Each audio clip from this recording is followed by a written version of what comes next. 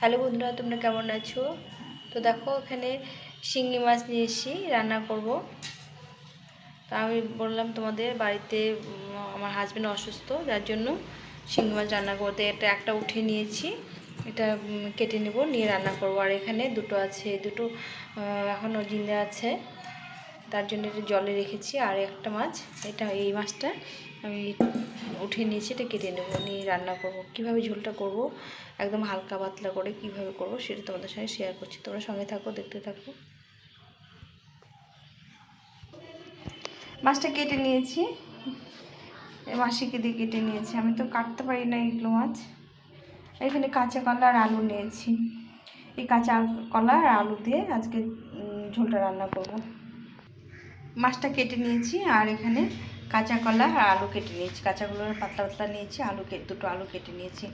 এখন রান্নাটা করব। প্রথমে মশলাটা করে নেব। এখানে 3টে কাঁচা লঙ্কা, একটা শুকনো লঙ্কা নিয়েছি, একটু আদা নিয়েছি, একটু টুকরো, আর একটু জিরে নিয়েছি।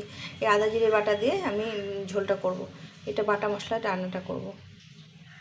তো চলো প্রথমে বেটে নিই। প্রথমে আদা জিরে কাঁচা লঙ্কাটা বেটে নেব। লবণ হলুদ দিয়ে মাছটাকে ভালো করে মাখিয়ে নিতে হবে। এগুলো মাছ খুব ফোটে, একটু সাবধানে ভাজতে হবে। ঢাকা চাপা দিয়ে ভেজে নিতে হবে। তো আমি এরকম করে ভালো করে মেখে নিলাম।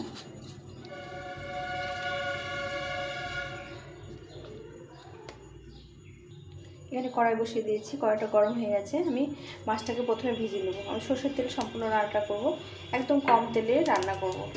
তো এখানে দেখো সামান্য একটু তেল দিয়ে দিলাম। তেলটা গরম হয়ে গেলে মাছটাকে ভেজে নেব। প্রথমে তেলটা গরম হয়ে গেছে, বেশ গরম হয়ে গেছে। মাছগুলোকে ছেড়ে দেবো।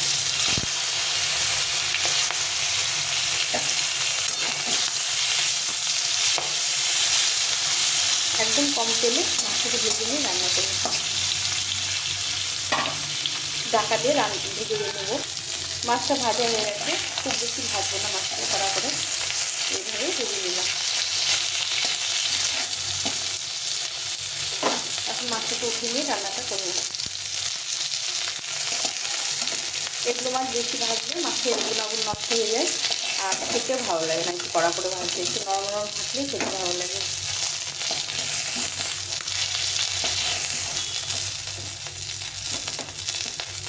সবগুলো মাছ এইভাবেই ভেজে নিলাম, একদম কম তেলে ভেজে নিলাম।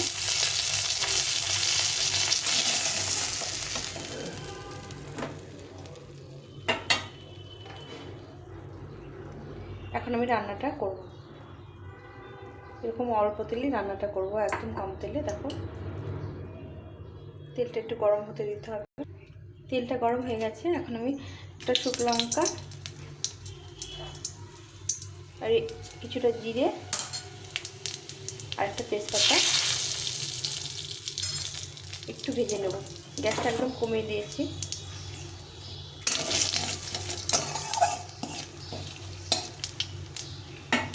এখন আমি এই আলুগুলোকে নুন হলুদ মাখিয়ে রেখেছি, আলুগুলো ভেজে নেব। আলুটা বেশ কিছুটা ভাজা হয়ে গেছে। এখন আমি এই কাঁচা কলাগুলো দিয়ে দেবো। দিয়ে আলু আর কাঁচা কলাটা বেশ ভালো করে ভেজে নিতে হবে। এখন এর মধ্যে দিয়ে দেবো সামান্য একটু লবণ আর একটু হলুদ গুঁড়ো দিয়ে এটাকে ভালো করে ভেজে নিতে হবে। আর একটু দেবো সামান্য জল। এটাকে ভালো করে নিয়ে ভেজে নিতে হবে। এখানে মশলাটা বাটা হয়ে গেছে, বেটে নিয়েছি। তারপর অল্প মশলা আর একদম মিহি করে বেটে নিয়েছি। এই বাটা মশলা না মিহি হলে তরকারির টেস্টটা আর বেশি বাড়ে। এরকম মা ঠাকুমা দেখতাম যে পাটায় এরকম করে মিহি করে মশলা বেটে নেওয়ার জন্য ওদের তরকারিগুলো খুব টেস্ট হতো। যার জন্য আমি গুঁড়ো মশলা একটু কমই রান্না করি, বাটা মশলা বেশি রান্না করি। কাঁচা কলা আলুটাকে ভালো করে ভেজে নিয়েছি, তাকে সুন্দর করে ভেজে নিয়েছি, একদম শুকনো অল্প তেলে ভেজে নিয়েছি। আর এখানে মশলাটা উঠিয়ে নিয়েছি। এর মধ্যে সামান্য একটু লবণ দিয়েছি, আর একটু লবণ দিয়ে দিলাম, আর একটু হলুদ গুঁড়ো। এটা দিয়ে কষিয়ে নিতে হবে।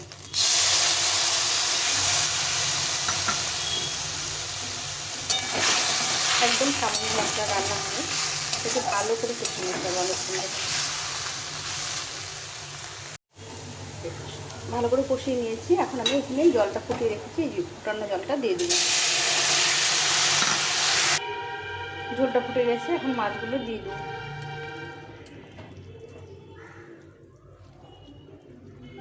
দিয়ে একটু ভালো করে ফুটিয়ে নিতে হবে। এগুলো মাছ যত ফুটিয়ে নেওয়া যাবে তত ঝোলের মানে স্বাদটা বেশি হবে। একটু ভালো করে ফুটিয়ে নিতে হবে বেশ কিছুক্ষণ ধরে। রান্না হয়ে গেছে, দেখো সুন্দরভাবে ঝোলটা ফুটে গেছে, সব সেদ্ধ হয়ে গেছে সুন্দরভাবে। দেখো কাঁচকলাগুলো একদম গলে গেছে। একটু সুসেদ্ধ করলে খেতে ভালো লাগে। এখন আমি এটাকে নামিয়ে দেবো। হয়ে গেছে কাঁচকলা দিয়ে শিঙি মাছের ঝোল। এখন এটাকে আমি নামিয়ে দেবো।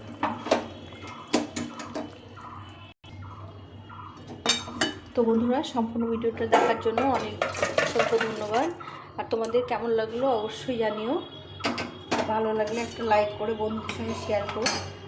আর বেল বাটনটা অন করে দিয়ে নোটিফিকেশনটা চালু করে দিও, যাতে তোমাদের যেগুলো রেসিপি বানাবো তোমরা সবার প্রথমে দেখতে পাবে। তো এইভাবে একদম কম তেল মশলায় শিঙি মাছের ঝোলগুলো রান্না করে নিলাম। তো এখন এ পর্যন্তই। সবাই ভালো থেকো, সুস্থ থেকো। এইভাবে কারা কারা ঝোল খেতে ভালোবাসো সেটা জানিও। টাটা।